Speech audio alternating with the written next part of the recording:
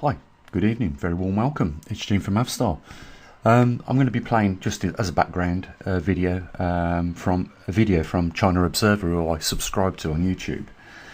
And the reason why, excuse me, is because it's a crystal ball. Whatever is going down in China is likely to happen anywhere else in the Western world. And right now, due to the tariffs, it has thrown a huge spanner in the gears, and the companies are collapsing left, right and centre. We're talking tens of thousands of companies and millions of people being laid off. And this is exactly what's going to come round to us in the West at some point. I'm no longer going to point my finger at Americans or say it's their fault and it's Donald Trump's fault. It doesn't matter anymore, because what's about to happen is going to happen. And politicians, presidents, prime ministers, whatever, are not, owning up to the fact that this is for real and it's going to happen. What am I talking about? I'm talking about something I've been talking about for years, and very few politicians speak of it, and very few politicians, even fewer, we're talking, less than a handful, will even, contemplate the repercussions of our actions in industry today. What do I mean by that? We have such a rate of progressive technology coming into the market right now that has already happened over the last 5 years, that is likely to happen in the next 5 years, which is going to change things beyond any recognition of what we see today. I was talking about this today to a family member, and when they realised, when they got a grasp of the concept that I was showing them or talking to them about, they realised how serious things were. What am I talking about? I'm talking about things like Elon Musk's robotics, Optimus. This robot is really capable. You can buy it and have it in your house tomorrow, and it will do a lot of the menial tasks, like load the washing machine, put you a cup of tea on, make very simple meals, tidy up around the house. And it's a learning capability platform.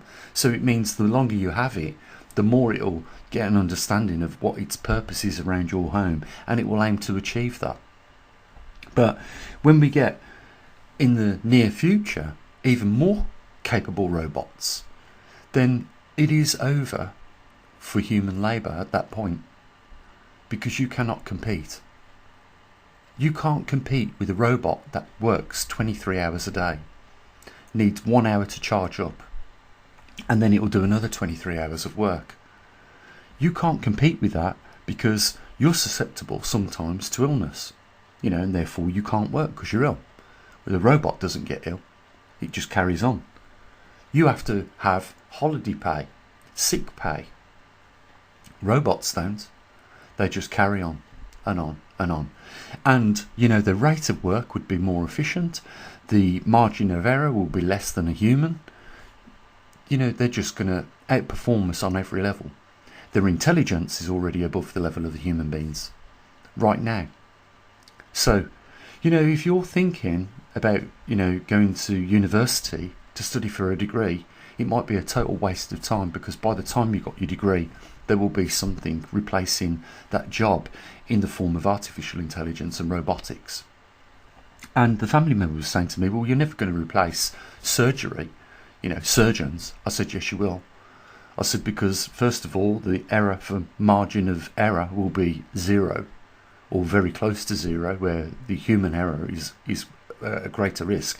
I says, and it will be probably operating along the lines of facial recognition, only it will be not faces it recognises, it will be organs, and it will know the purpose of the organ, whether the organ is healthy or not, and what to do in as far as treatment is concerned, to if there is a broken organ in your body, it will know how to put it right. It will just very quickly, within a split second, search its database to repair such an ailment that you have with one of your organs, and it will do it. So even open heart surgery and things like that will be replaced at some point by robotics and artificial intelligence. So where then does that leave human beings in this world? But more so, right, where do we obtain money to participate in this monetary system at that point in time? How do we obtain money in order to buy food, pay bills? And that's why I say watch China, because China is going through these issues as we speak. China has more labour than what it can put to work, and we're seeing people sleeping on the streets on a little piece of cardboard. I mean, you've just seen someone there stripping the bark off a tree, turning it into a flour, making a dough out of it so that they can make a form of bread. This is happening in China right now, and it could very likely be happening in the United States if it isn't already. And I'm not saying that we're or here in the West, in the UK and Europe. I'm not just blaming Americans for I'm not blaming them for nothing, because they're going to go through whatever the rest of the world's going through, and it's likely to be what China's going through right now. So, that's what we've got coming down the road. Now, when I say politicians want to address something, they have completely totally and utterly omitted the fact that human labour will be in less demand in the near future.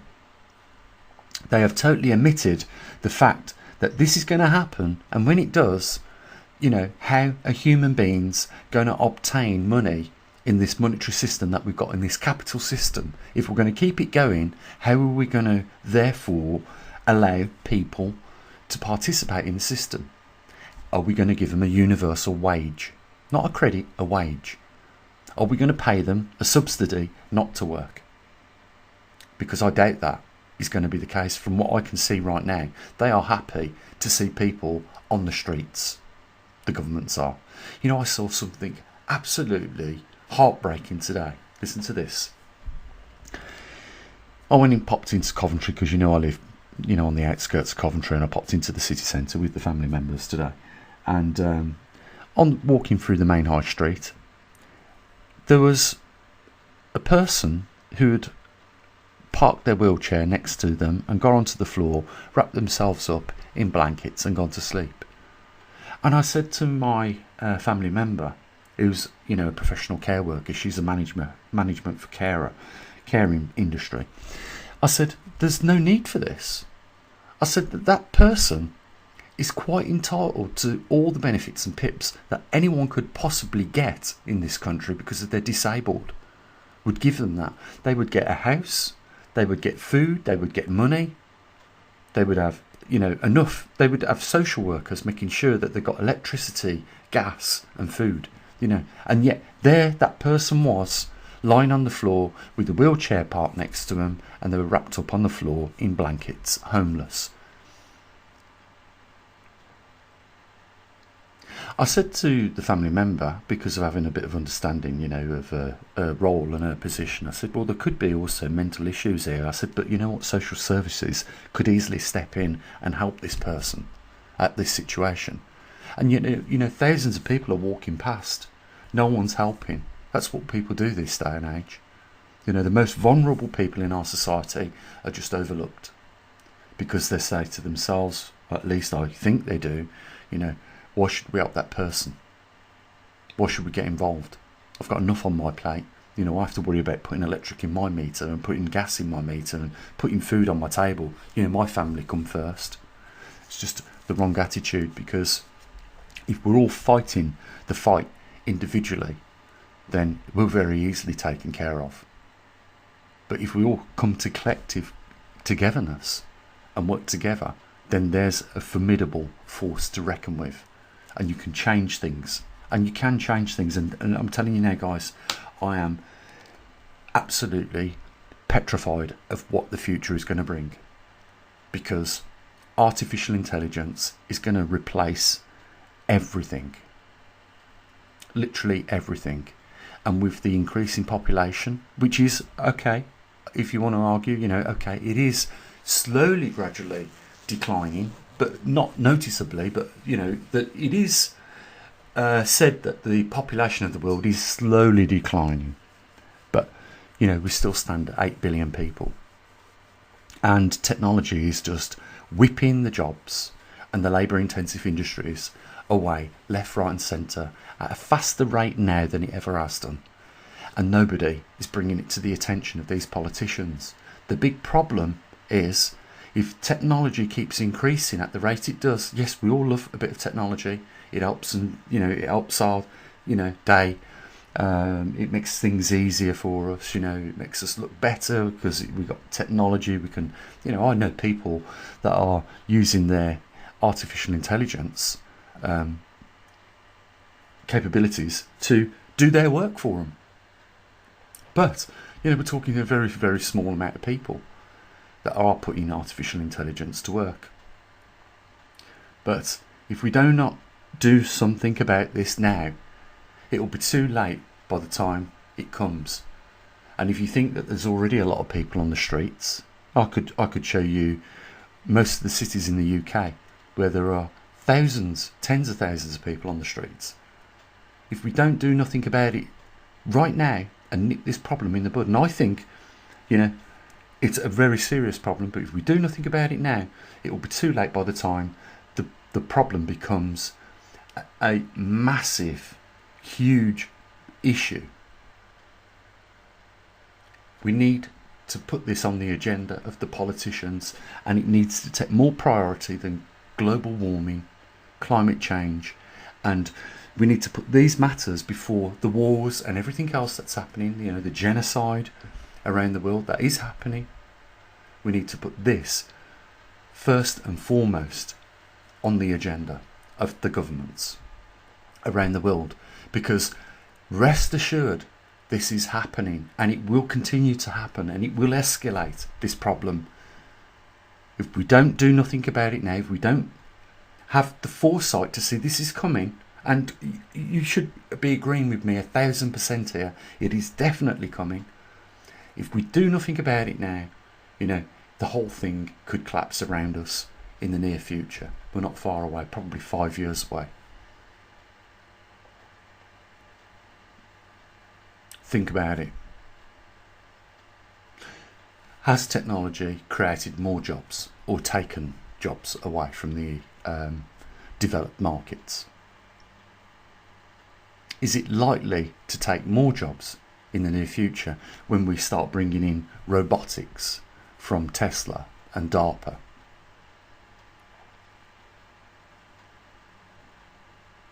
We see the amount of money that hedge funds and investment companies are prepared to put into artificial intelligence for the next round and improvements of artificial intelligence. We're talking £500 billion investment into these businesses.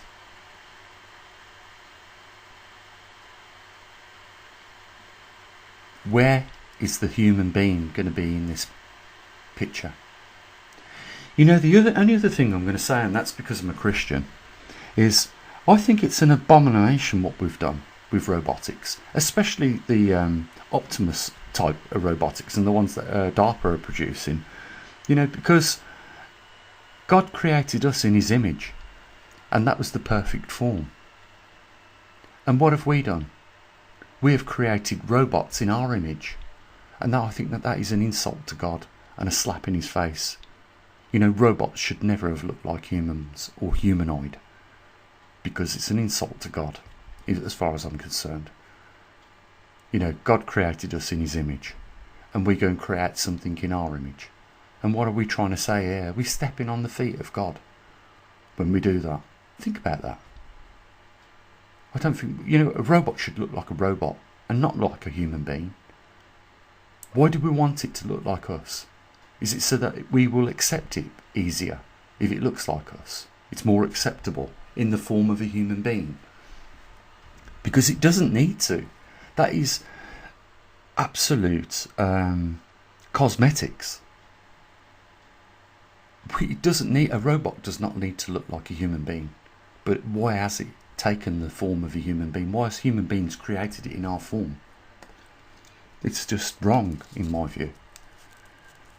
But more wrong is the fact that that robot is going to take away the position of a human being's job, maybe even two jobs, and that human being then has got to find a way of obtaining money to participate in this system. Now, If you're a billionaire or a multimillionaire, you couldn't give a shit about things like this. And that's why your politicians don't talk about it, because they've got money already set away for the next 5 lifetimes, let alone the one that they're only going to be alive in, but they've got it set away for the next 5.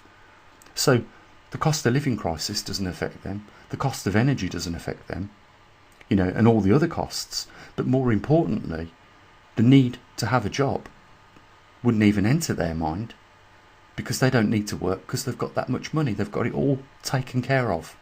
We're talking about 3% of the world's population have got it all taken care of. What about us? What have we got taken care of? Well, it looks like what's been taken care for us is slavery. Because if you get to a point where you're earning less than minimum wage, and the only thing that you can afford after you've paid your monthly bills is a few clothes on your back and a meal in your belly, then I ask you and I urge you to look up the terminology of the description of what a slave is and what it gets. Because it gets a roof over its head, it gets fed and clothed, and that's it. Well, that looks pretty much like what a lot of us have got right now. So what does that say about our modern system and way of life? It's failing. Because I don't think poverty has been on a level that it is today for over a decade. And I see a massive decline in the quality of life for people. If you're taking a mortgage out for the next 15 to 20 years, I would say it's less likely you're going to pay that mortgage off. Because, there is, for one thing, uncertainty in how long you can keep a job in this world before, something dramatic happens. Some of these companies in this video that you're watching, courtesy of China Observer, have been around for 40 years. And over the last few weeks, last month, they've gone bankrupt because the American market's closed down to them. And that could happen to any one of us in the Western world or Europe. I'm just saying that unless we start putting this agenda on politicians' laps and in front of them and saying we need, a plan for the future, and it needs to include how human beings are going to participate in this monetary system. If we're going to keep the monetary system going, how we're going to participate in that monetary system. That's what we need to do. Because if we don't, then we are definitely walking through a valley blindfolded, and we don't know what direction we're going in. It is that serious. Like I say, forget climate change, forget global warming. What about the impacts of not being able to participate in the monetary system? That puts us all on the street. And in a world where everything is owned, somebody owns everything, every stretch of land and piece of land on this planet has been taken up in ownership by someone or other, then where can we go for free? When they shove us out, if we're on the streets and homeless, they shove us out the streets in the cities, where do we go then? We go into the forest, and then we're moved out the forest. Only human beings do this to each other. Do you know that? Out of the billion species of animals on this planet, only human beings require planning permission and work permits and things like that.